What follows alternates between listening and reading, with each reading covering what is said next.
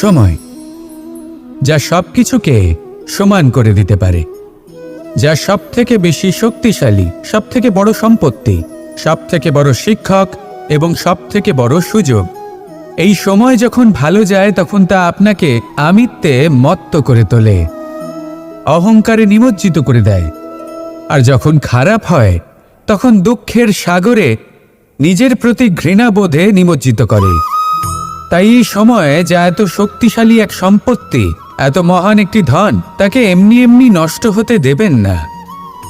এই সময়ের সাথে কি করবেন, কিভাবে করবেন তা ভাবতে গিয়ে এবং করতে গিয়ে সময় নষ্ট করবেন না। যদি আপনি এই সময় নষ্ট করেন তাহলে সময়ও নিশ্চিত করবে যে আপনার সাথে কি করা উচিত। তাই সময়ের সদ্ব্যবহার করুন আর আমার সাথে ভালোবেসে বলুন, রাধা রাধা। আপনি এটা শুনে থাকবেন যে ছোট্ট একটা বালক, সে ঈশ্বরের প্রতিরূপ হয়। কিন্তু এমন কেন বলা হয় তা কি আপনি কখনো ভেবে দেখেছেন? আমি আপনাকে বলছি, কোনো একটা ছোট্ট বালককে দেখুন, সে কি করে? সকলকে সমান চোখে দেখে। ওর মনে না কোনো ছলনা রয়েছে, না কোনো কপটতা, না অহংকার রয়েছে, আর না কোনো বিষয় নিয়ে কোনো চিন্তা।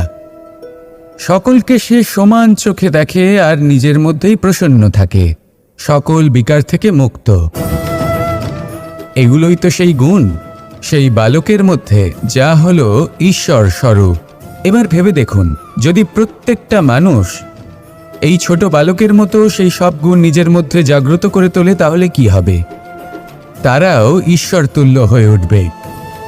তাই আপনিও এটাই করুন, নিজের মনকে বিকার মুক্ত করুন সেই ছোট্ট বালকের মতো। মনের মধ্যে না কোনো চিন্তা রাখবেন, না মোহ, না ক্রোধ, না কোনো রকমের ছলনা বা কপটতা। সবাইকে সমান চোখে দেখুন আর নিজের মনেই প্রসন্ন থাকতে শিখুন। এই মন প্রেমময় হয়ে বলবে, রাধা রাধা। জীবনে সাফল্য লাভ করতে হলে মানুষকে উচিত পথে চলতে হবে, কিন্তু তার থেকেও বেশি গুরুত্বপূর্ণ হলো এটা বোঝা যে সেই পথে চলতে চলতে কখন আমাদের দাঁড়াতে হবে আর কখন আমাদের চলতে হবে। এই শিক্ষা অত্যন্ত গুরুত্বপূর্ণ। এবার দেখুন, ছোট্ট একটা কথা রয়েছে, ওকে আটকিও না, যেতে দাও। এই বাক্যের অর্থ কি? অর্থ যে কাউকে আটকিও না, যে এগোতে চাইছে তাকে এগোতে দাও, তার পথে বাধা সৃষ্টি করো না। এবার এই ছোট কথাতে এক অনুচিত স্থানে আমি দাঁড়িয়ে পড়ি। আটকাও, যেতে দিও না। এবার এর অর্থ কি হলো? যে এই ব্যক্তিকে আটকাও, তাকে জীবনে এগোতে দিও না, এর পথে বাধা সৃষ্টি করো। এবার এই ছোট কথাতে অনুচিত স্থানে যদি আমি আটকে যাই, তবে ভাবো কত পার্থক্য হলো। এই শিক্ষা কতটা গুরুত্বপূর্ণ সেটা শিখুন, আর এই শিক্ষা আমাদের জীবনে কতটা গুরুত্বপূর্ণ হতে পারে সেইটা বুঝুন। বুঝে যান, শিখে যান জীবনে কখন সামনে এগোতে হবে আর কখন থামতে হবে। মন প্রসন্ন হয়ে বলবে, রাধা রাধা। কাম, তৃতীয় পুরুষার্থ। এবার অধিকাংশ মানুষই কাম বলতে বিলাসিতা, বাসনা, লালসা মনে করে ফেলে। আসলে এমন কিছুই নয়। কামের বাস্তবিক অর্থ কি? কামের বাস্তবিক অর্থ হল কামনা। প্রতিটা ব্যক্তি, প্রতিটা মানুষ, প্রতিটা জীব এই সংসারে কোনো না কোনো বিশেষ কারণে আসে। সেই কারণকে পূর্ণ করার জন্য কর্ম করাকে কাম বলে। এখন সেটা সবার জন্য ভিন্ন হতে পারে। কারোর কাছে সেটা জ্ঞান অর্জন করা হতে পারে, আবার কারোর কাছে নির্মাণ করা হতে পারে। কারোর জন্য পরিবারকে সঞ্চালন করা হতে পারে, আবার কারোর জন্য এই সংসার থেকে পাপ দূর করা হতে পারে। কিন্তু সবথেকে গুরুত্বপূর্ণ হলো যে মানুষ যেন নিজের কর্ম ঠিক করে করে, সম্পূর্ণ যত্ন নিয়ে করে। তৃতীয় পুরুষার্থ মানে এই কাম। এটার অনুচিত অর্থ নিজেকে বোঝানো মানেই সমগ্র জীবনকে অর্থহীন করে দেওয়া। তাই প্রেম দ্বারা আপনার এই সংসারে আসার কারণটাকে অনুসন্ধান করুন, আর এই প্রেমের সাথেই বলুন, রাধা রাধা। এই সংসারে যখনই দুজন মানুষ একত্রিত হয়ে কোনো সমস্যার বিষয়ে আলোচনা করেন, তখন হয় সবার শেষে কোনো না কোনো সমাধান বের করেন বা কোনো না কোনো বিবাদ করেন। এই বিবাদ হলো মনুষ্য জীবনের সবথেকে বড় ঝামেলা, সবথেকে বড় সমস্যা। ভেবে দেখুন এই বিবাদ কেন হয়? তখনই হয় যখন বার্তালাপ ঠিকমতো হয় না। আর বার্তালাপ ঠিকমতো কেন হয় না? কারণ বেশিরভাগ সময় মানুষ একটাই ভুল করে বসে। সামনের মানুষের কথা শোনেন, কিন্তু তার উত্তর দেবার জন্য, তার কথার মর্ম বোঝার জন্য নয়। কিন্তু যেদিন থেকে, যে মুহূর্ত থেকে আপনি এটা শিখতে শুরু করে দেবেন যে আমি অপরের কথা শুনব, কিন্তু সেটা বোঝার জন্য, তাকে উল্টে জবাব দেবার জন্য নয়, সেদিন থেকেই বিবাদের সমাপ্তি ঘটবে আর বার্তালাপ স্পষ্ট হয়ে যাবে। দেখুন, হয় সামনের মানুষের কথা বুঝতে শিখুন বা নিজের বক্তব্য ভালোভাবে সামনের মানুষটাকে বুঝিয়ে বলুন। বার্তালাপ নাকি বিবাদ, আপনি কোনটা চান? সিদ্ধান্ত আপনার। আসুন আর আমার সাথে ভালোবেসে বলুন, রাধা রাধা।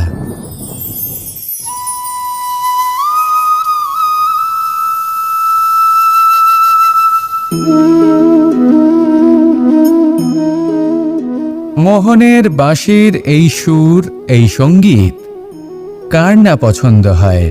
সবারই খুব ভালো লাগে। এবার এই সুর আসে কোথা থেকে? কেউ বলবেন কৃষ্ণের হৃদয় থেকে। সত্য কথা, এই সুর হৃদয় থেকে নির্গত হয় এবং প্রকট হয় এই বাঁশি থেকে। এই বাঁশিটাকে দেখুন, এই ছিদ্রগুলি দেখুন, প্রত্যেকটা সুর থেকে নিজস্ব একটা স্বর নির্গত হয়। এবার যে ব্যক্তি এই সমস্ত সুর এবং স্বর বুঝতে পারেন, এতে নিপুণ, তিনি এই বাঁশির দ্বারা যে সুর নির্গত করবেন তা তো মধুর অবশ্যই হবে। এবার জীবনের সাথেও কিছুটা এরকমই ঘটে। জীবনের কিছু নীতি থাকে, অর্থ, কুটুম্ব এবং আধ্যাত্মিক। যদি জীবনের প্রত্যেকটা মুহূর্ত সুখময় হয় এরকম আপনি চান, তাহলে এই তিনটি নীতিতে আপনাকে নিপুণ হতে হবে। কোনো একটি বিশেষ নীতির প্রতি যদি আপনি বেশি ঝুঁকে পড়েন, তাহলে বাকি দুই নীতি থেকে যা সুখ লাভ করা সম্ভব তা পারবেন না। ধন অর্জন করতে হবে পরিবারের জন্য, পরিবারের সুখ মনের শান্তির জন্য, মনে শান্তির প্রয়োজন মনের শুদ্ধতার জন্য। যখন এই মন শুদ্ধ হবে, জীবন শুদ্ধ হবে, পবিত্র হবে, সুন্দর হবে এবং ভালোবেসে বলবে রাধা রাধা। এমন অনেক ব্যক্তি রয়েছেন যারা ঈশ্বরকে বিশ্বাস করেন এবং জানেন যে ঈশ্বর তাদেরকে দেখছেন, তাই যে যে শুভকর্ম ওনারা করেছেন তার ফল তারা অবশ্যই পাবেন। এবার আপনি ভয় পেয়ে ঈশ্বরকে বিশ্বাস করবেন নাকি বিশ্বাসের দ্বারা ঈশ্বরকে বিশ্বাস করবেন, সেই সিদ্ধান্ত আপনারই।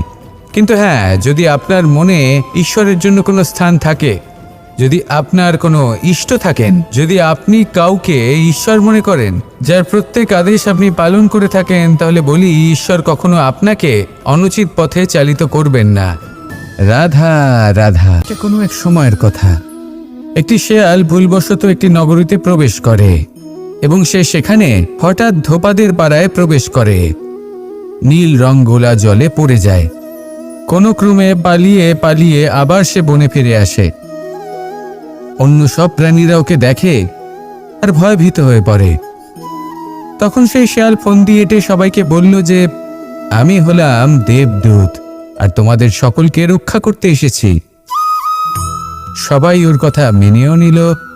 প্রত্যেক দিন ওকে ধনধান্য খাবার এইসব প্রদান করতে লাগলো।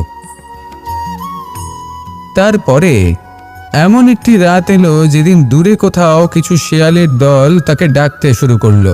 আর তখন এই শেয়াল নিজেকে আটকেই রাখতে পারল না।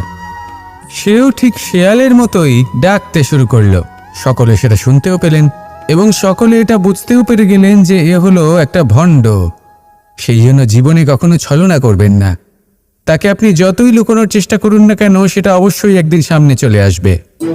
আর তার থেকেও বড় শিক্ষা হলো এটা যে কারোর জীবনে সম্পত্তি, ধন ধান্য এসব চলে আসাতে তার বুদ্ধির বৃদ্ধি ঘটে না, তার ব্যবহার শুভ হয় না, এটা তখন হয় যখন সেই ব্যক্তি সেটা নিজে পেতে চায়, তার জন্য ভাবনা চিন্তা করে, কর্ম করতে থাকে। আর যখন একজন ব্যক্তি নিজের বুদ্ধি এবং ব্যবহার উন্নত এবং শ্রেষ্ঠ করে তুলতে পারেন, তখন তিনি নির্ধন হয়েও ধন অর্জন করতে পারেন। ঠিক পদ্মফুলের মতো। একটি পদ্মফুল কিন্তু জন্ম নেয় পাকের মধ্যে, তারপরেও এই পদ্মফুল দেবতাদের প্রসাধনের অঙ্গ হয়ে ওঠে।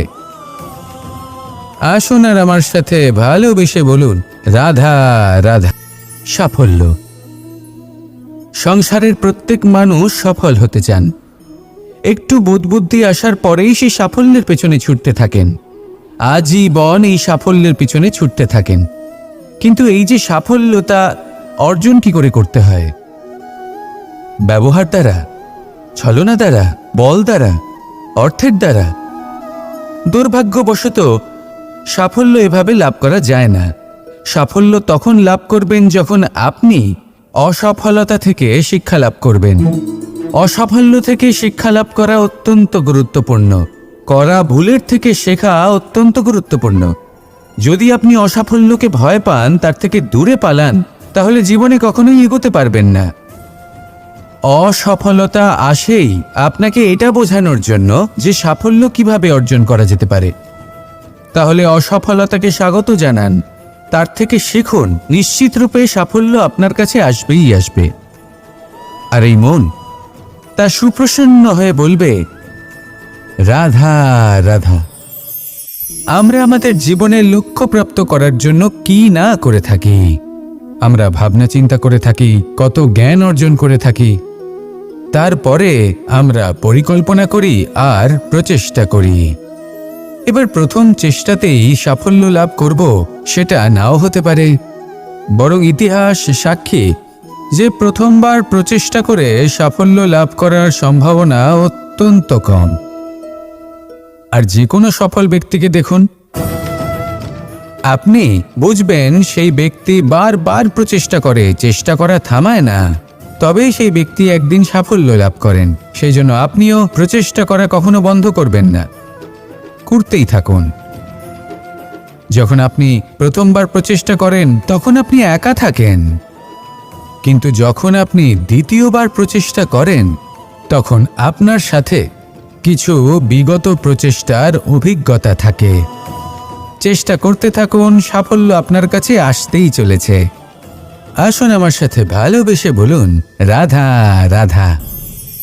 আমাদের সকলের জীবনে একটা লক্ষ্য থাকে যেটা আমরা লাভ করতে চাই।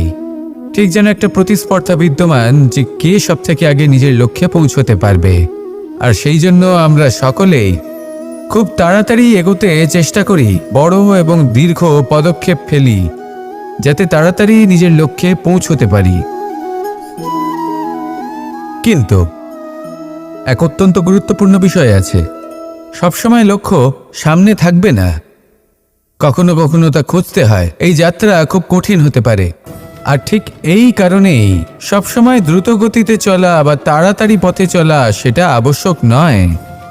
তার থেকেও বেশি গুরুত্বপূর্ণ হলো ভেবেচিন্তে তারপর পথ চলা। যদি ভেবেচিন্তে পদক্ষেপ ফেলেন, চলতে পারেন, তাহলে সেটাই সর্বশ্রেষ্ঠ